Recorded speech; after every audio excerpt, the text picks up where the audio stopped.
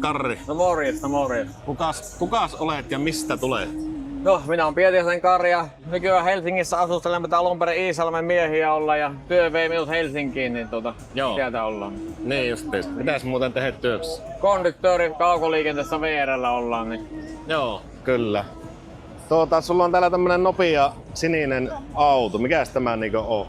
no, tämä on 2018 vuoden mallin RS3 sedani ja tässä on nyt tosiaan Stage 3 paikallaan asennettuna. Tässä on nyt se reilu 600 heppaa ja Joo. yli 700 Newtonmetriä vääntöä ja tätä on nyt oikeastaan viimeiset 5 vuotta pikkuhiljaa joka vuosi jotakin laitettu, että 7 vuotta tää on mulla ollut ja alun perin ei pitänyt mitään hirveätä laittaakaan, mutta tää on pikkusen projektista pikkuhiljaa päässyt, mutta edelleenkin käyttöautona, että yritetään pitää sille ajettavassa moodissa, että ei mennä liian pitkälle, että voi käyttöautona vielä olla. Joo, mikä se vielä niinku toimittaa sitäkin virkaa, Kyllä, vaikka kyllä. on niinku tommonen tehomäärä. Se alun perin minut tämä ottamaan, kun mä tutustuin näihin 5-sylinterisiin äänimaailmaan, niin tää oli senkin takia, että mulla oli aikaisemmin 15-mallinen S3 samaa korimallia ennen faceliftiä, jossa oli 4-sylinterinen moottori, niin tää 5-sylinterinen vei niinku pienkään ja koko käy vei samalla sitten. Niin. Niinpä niin, joo. Että äänimaailma on aika hyvä, kun varsinkin kun tähän tuo pakoputkisto on muutettu, niin No kyllä, sehän on aivan muotti on aika selvä. hyvin kohdillaan. Joo.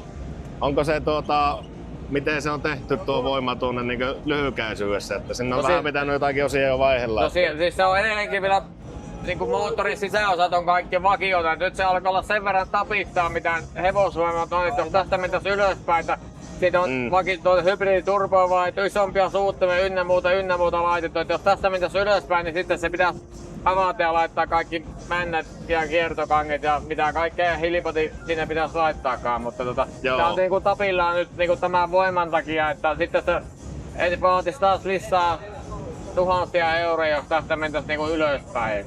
Kyllä, joo. On komia laite ja siistinä olet kyllä saanut piettyä tämän sillä lailla, että on niinku jokapäiväinen käyttöauto, niin on kyllä komian näköinen laite. Tässä on niinku 3 autoa samassa, että käyttöauto, harrasteauto ja vielä käydään raallakin välillä ajamassa, mitä rotapäivät antaa myöten. Niin. Kyllä, näköjään sitä pystyy tämmöisetkin autot yhdistelemään yhteen autoon, että niin, tää harvoin näkee. Ja tässä niinku kiinnosti just alun perin se, että myös vanhemmiten olisi varmaan jäänyt harmittamaan se, että sulla on tämmönen potentiaalinen yksilö, mitä voisi laittaa. Ja ajattelin, että on tässä käsillä, niin katsotaan mihinkä niinku rahkeita kiinnostus.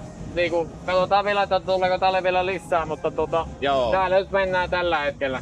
Joo, kyllä. Se on vielä pakko kysyä, että onko enää monta vuotta omistanut tämän? 7 vuotta. Okei. Se on ollut tuore kampe silloin, kun ja tämähän oli alun perin, siis nythän tää on näytillä toista kertaa samana autona, mutta alun perin tää oli teillä Lahden Classic Motorsportsa maahantuja-autona 18 keväällä, niin nyt tää on tavallaan niinku nyt sen näytti, että miltä tää näyttää niinku pikkusen jonkin verran laitettuna. Niinpä, kyllä, joo.